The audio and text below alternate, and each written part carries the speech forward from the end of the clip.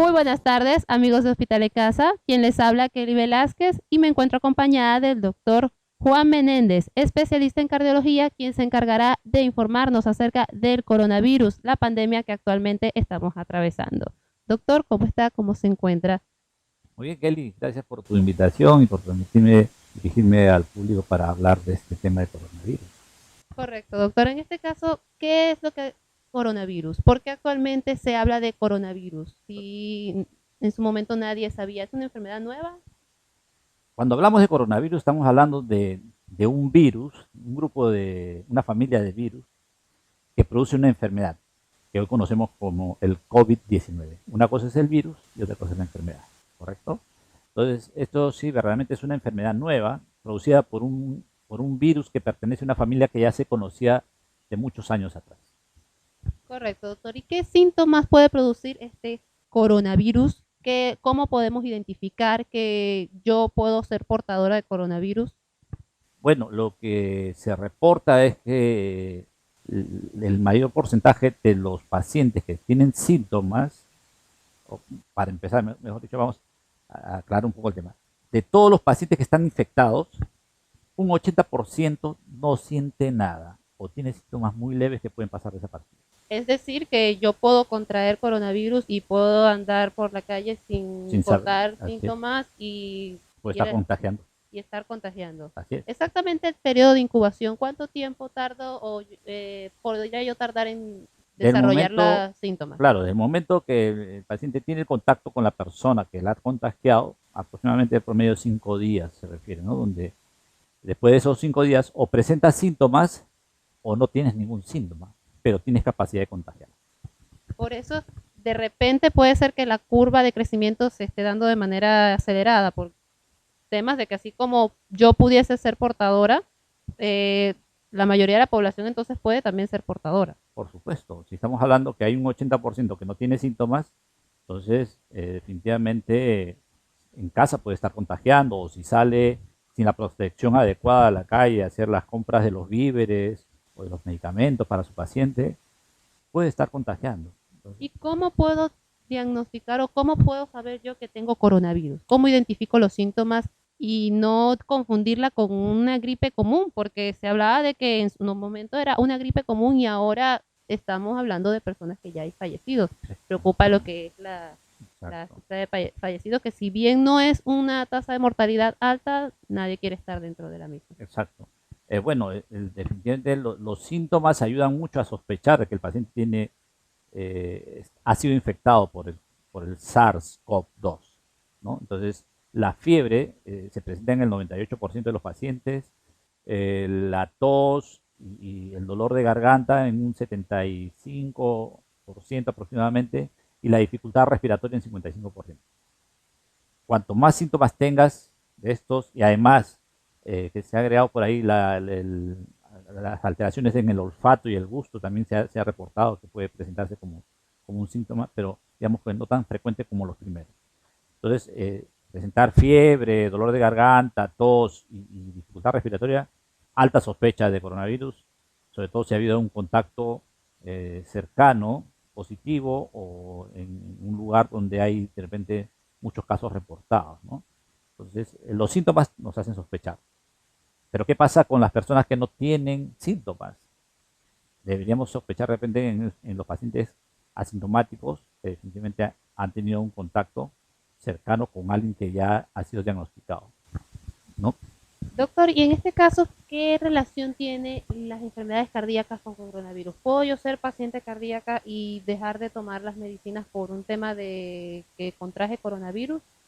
Claro, ese es un tema muy importante y que definitivamente es el motivo por el cual a los cardiólogos nos ha interesado hacer una revisión un poco más profunda de esta enfermedad, porque se sabe que los pacientes con cardiopatías, con hipertensión arterial, son más propensos o más susceptibles de ser contagiados, igual que los diabéticos, igual que los pacientes que tienen tratamiento para el cáncer, que reciben corticoides, problemas respiratorios como tipo asma.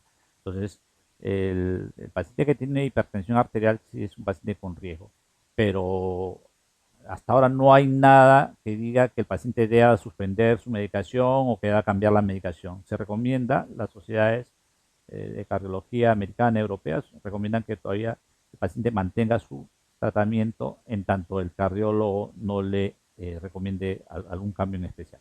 Es decir, que yo puedo tener algún tipo de cardiopatía y si no me recomiendan suspender mi medicación, yo puedo mantener mi medicamento y aún así hacer el combate a la enfermedad. Exacto, sí, porque o sea, definitivamente están en la obligación de seguir con su medicación, ¿no? Hay mucho, lo que pasa es que hay mucho rumor, hay mucho tema de que determinados medicamentos están asociados a mayor riesgo.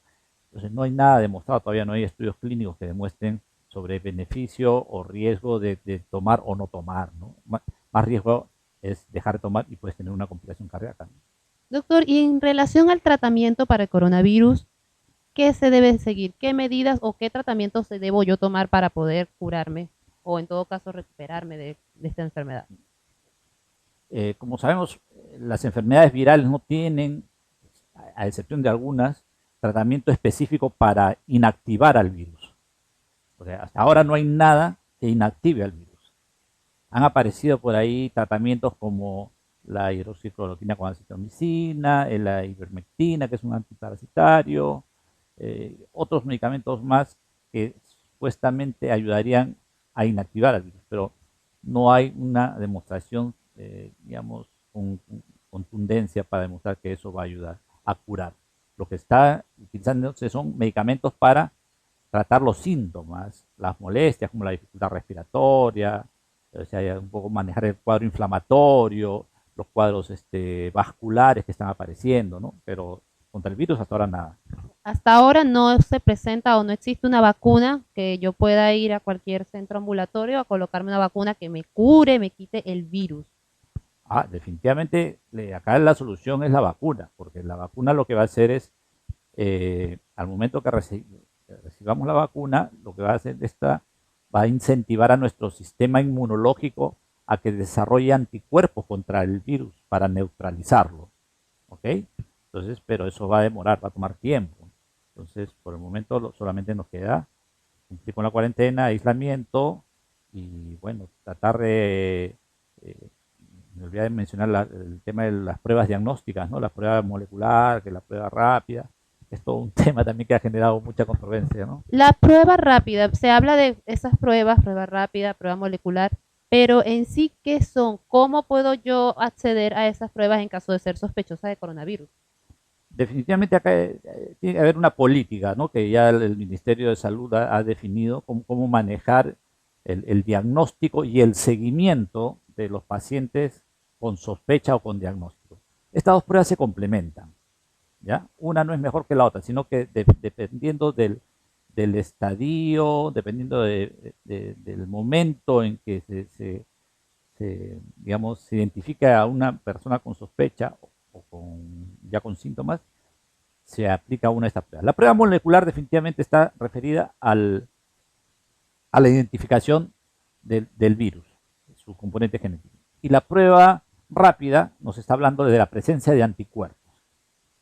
Entonces, hay que saber en qué momento se utiliza una u otra o en qué momento se usan las dos de repente, ¿no? Por lo menos si yo soy un paciente asintomático, ¿qué prueba me sentaría o me aplicaría a mí? ¿La prueba rápida o molecular? Si yo de repente regresé de Italia, un país que sabemos que actualmente está bastante abatido por el tema del coronavirus, y llego y no presento ningún tipo de síntomas, ¿qué prueba puedo yo acceder para saber si tengo o no coronavirus? Claro, lo que pasa es que ahí eso se llama estrategia, pues, ¿no? Entonces, nuestras estrategias tienen que estar dirigidas, o sea, el Ministerio de Salud desarrolla la estrategia para tratar de identificar los posibles pacientes asintomáticos y los que son sintomáticos.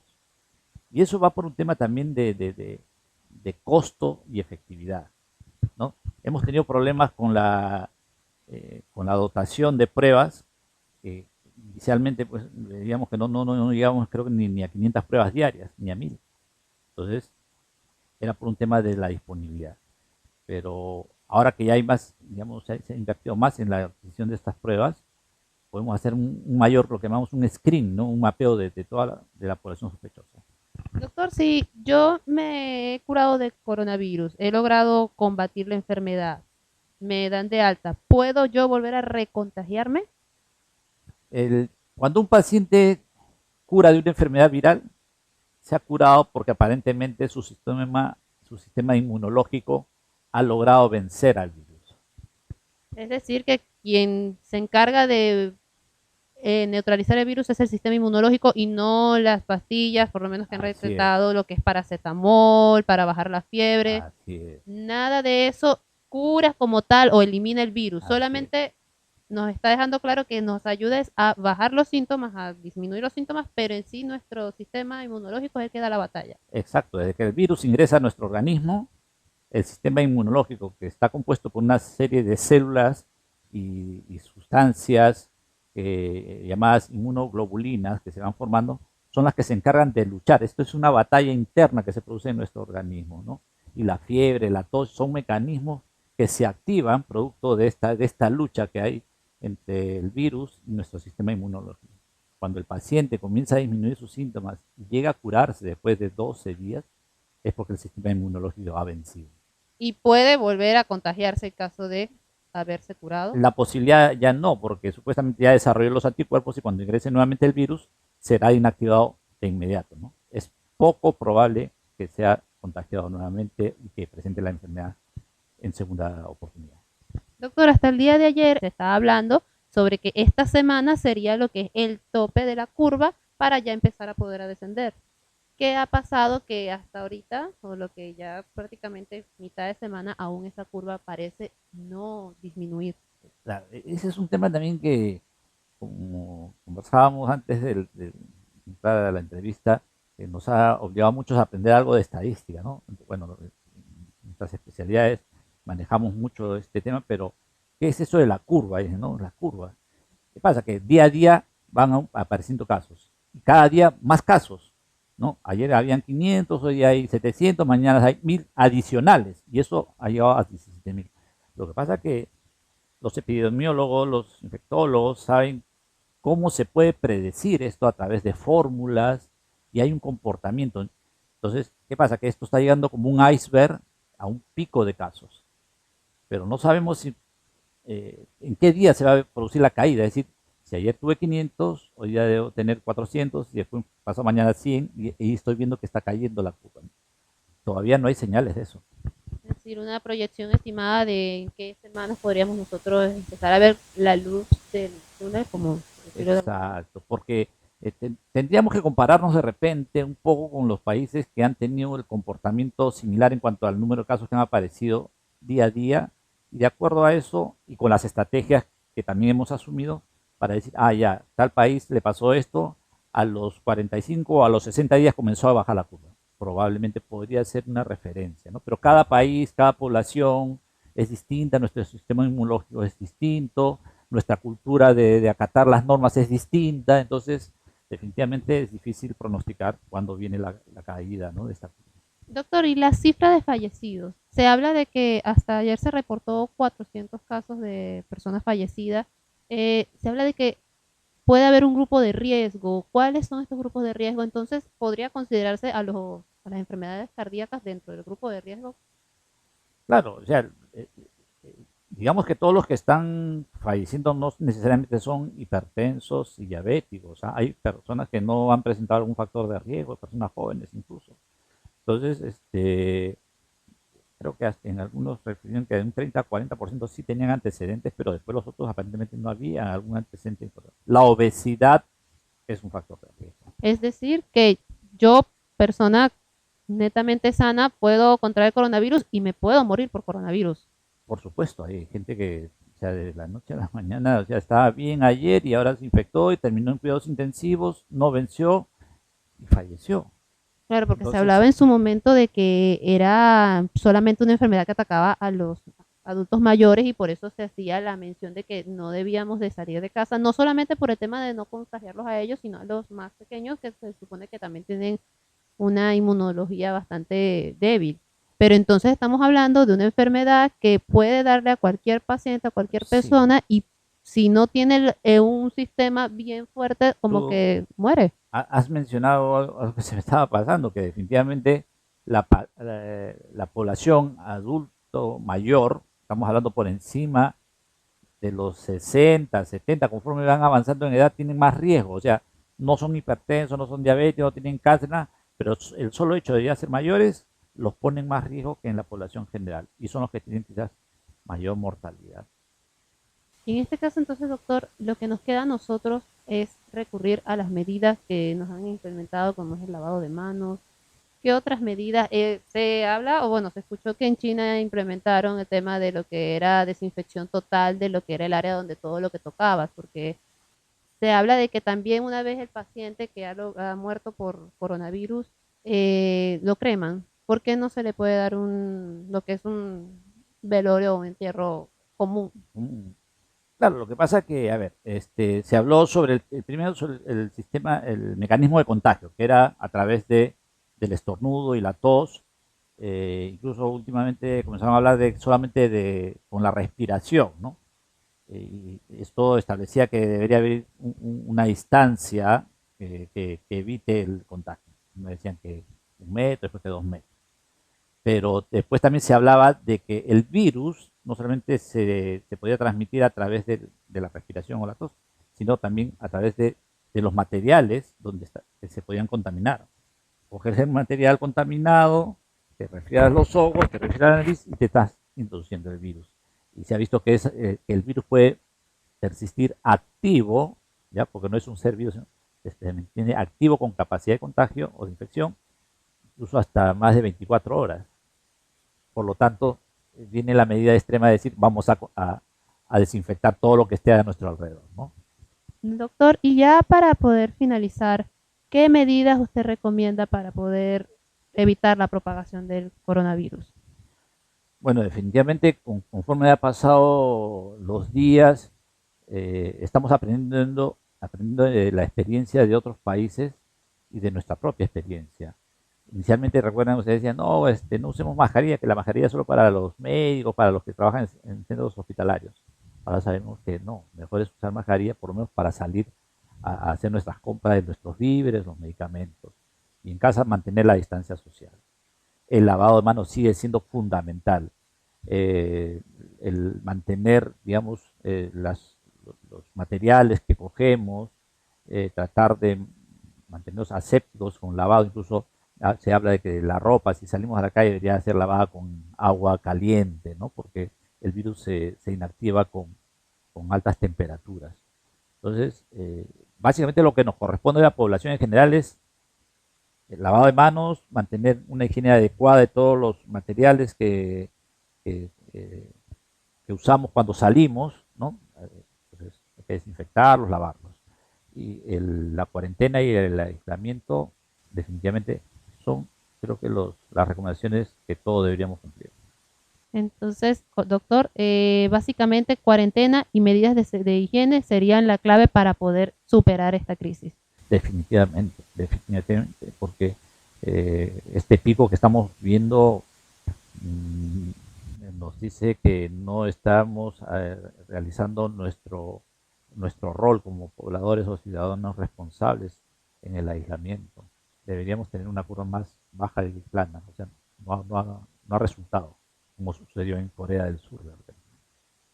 Entiendo, doctor. En todo caso, entonces, esperemos y que se pueda disminuir el número de casos acá en el Perú, que se representa ya uno de los países que está con una de las tasas más altas en casos, en contagiados.